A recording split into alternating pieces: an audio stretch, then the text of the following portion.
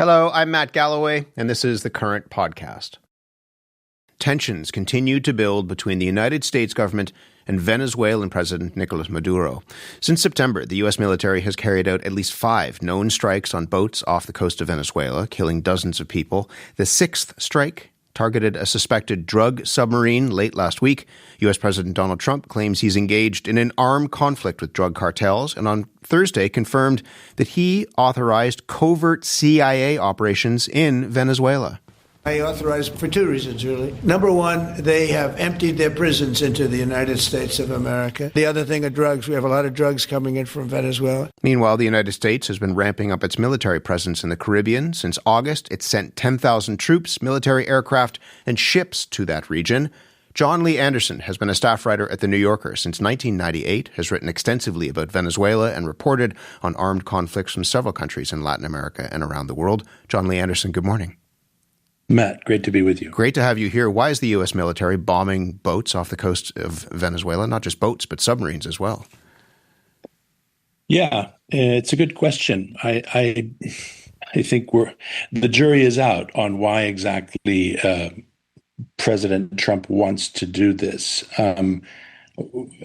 More than anything else, given his other behavior, it seems like a way to send a message to, I think, the people he regards as his chief international rivals, Vladimir Putin and Premier Xi of China, that he too has a near beyond or a backyard that he can impose his will upon without any interference from anybody else. He says this is about drugs. The drugs are flooding in to the United States from Venezuela, and that's why these boats in particular have been targeted. Yes, I know. But in fact, most of the more deleterious, the more lethal drugs, which are fentanyl, comes out of Mexico from China via Mexico. And in any case, leaves the ports of Ecuador in the Pacific and Colombia on the Pacific side of the United States. A relatively small amount, according to drug experts, are leaving through the Caribbean in the fashion that they do. Colombia happens to be a country that's long been tied in with American counterinsurgency, counter-narcotics programs. And yet, except for the spat between President Trump and the current left-wing president of Colombia, there isn't as big an effort to demonize that country for being the primary producer of cocaine in the world, which it is. Venezuela, next door, of course, you have Nicolas Maduro, a Chavista president, having succeeded in power to Hugo Chavez, long a kind of smart aleck, as seen from the U.S. perspective in the region, making friendly with Russia, with China, spouting left-wing rhetoric, is a convenient beating boy, if you know what I mean. And no doubt drugs leave Venezuela through the Caribbean en route to the United States and other markets. But this seems to be more about imposing a Yankee will, if you will, than anything else. You've met Maduro. How would you describe him? He's a large man, a big man. He must stand 6'2", 250 pounds. He's a big guy, very kind of hale and hearty. He is very much a streetwise Venezuelan. By that I mean he's quick-witted. Despite some clumsiness when he gives speeches, he'll break into a dance. He is very much a kind of man of the people successor of Hugo Chavez, who set the so-called Bolivarian revolution into action over 25 years ago, and he is engaged in what they call a civilian military pact with the country's armed forces. So it's a kind of negotiated system of power whereby Maduro is the front man, but a series of other powerful figures, including military men in Venezuela, have a great deal of power as well. It's a very chaotic country, but he himself, is very personable in person. He's got a good sense of humor. He comes from the left. He was the member of an urban left-wing guerrilla group that didn't get very far in the 1970s when he was young, and then was a union leader for the bus drivers union of Venezuela, and quickly came under Chavez's elbow and served him in a variety of posts, including foreign minister, before he became his anointed successor, just before he died in 2013. What sort of support does he have in the country? The economy has cratered in Venezuela. Something like 9 million people have fled the country. What sort of support does he have? Yeah, he has the great misfortune to have assumed power at the same time as the world oil prices tanked and precipitously dropped. And Venezuela, being like a lot of oil producers, it never created a kind of an additional economy. And so the exodus began pretty soon after Maduro took power, and he mishandled it terribly. We're not talking about an efficient regime at all. He also showed himself to be more willing to use violence directly against opposition, politicians, dissidents, demonstrators, and the like. It's generally become a more degraded social and political atmosphere in Venezuela ever since. By all accounts, he lost last year's election, and it was won by a straw candidate put up by the band Maria Corina Machado, a very outspoken female politician who was not allowed to run, but put a candidate in her stead. According to the opposition, they won handily, and Maduro stole it. It all depends on who shouts louder. And in the case of Venezuela, it's long been a case of Maduro and the people around him shouting the loudest. So it's not an even playing ground for the opposition, to be sure.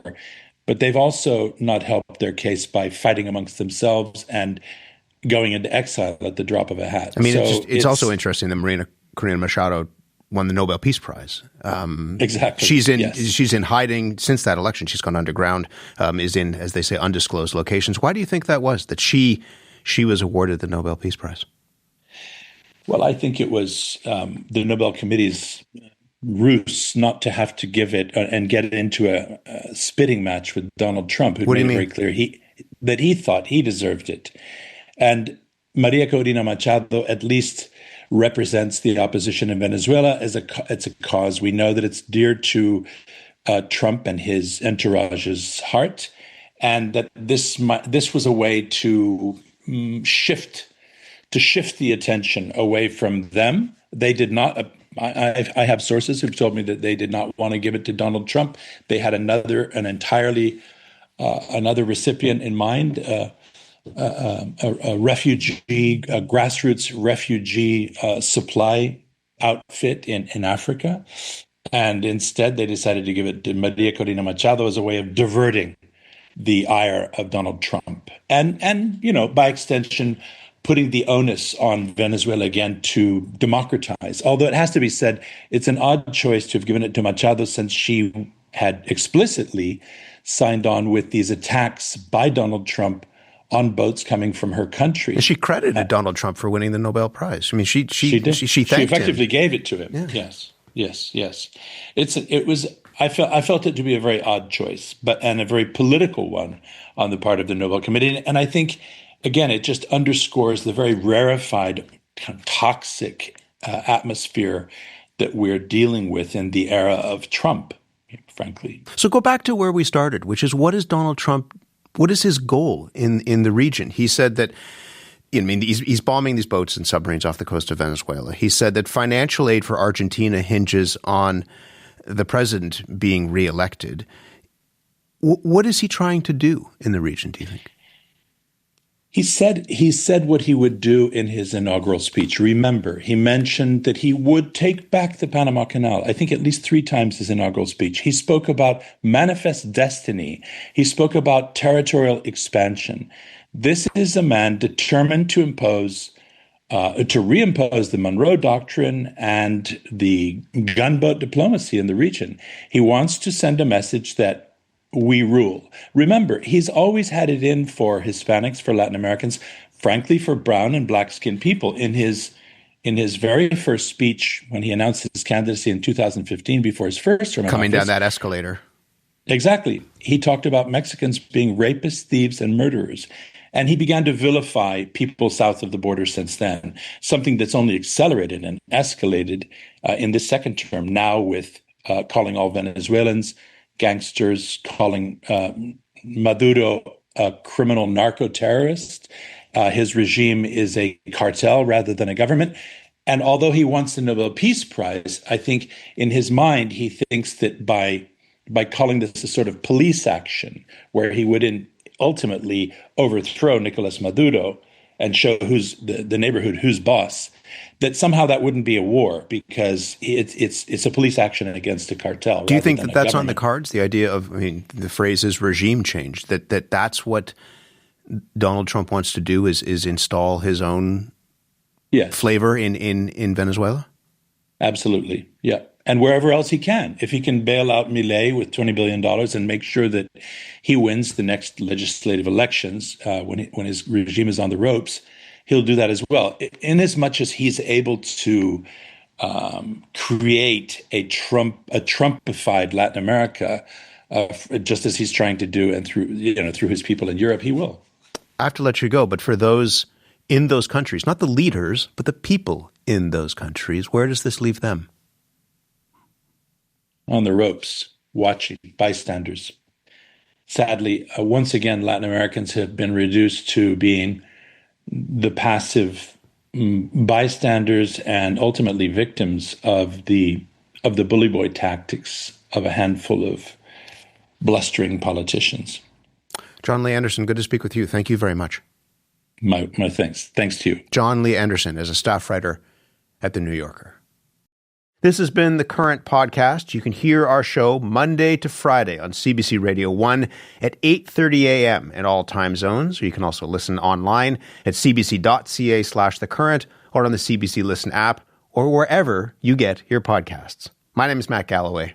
Thanks for listening.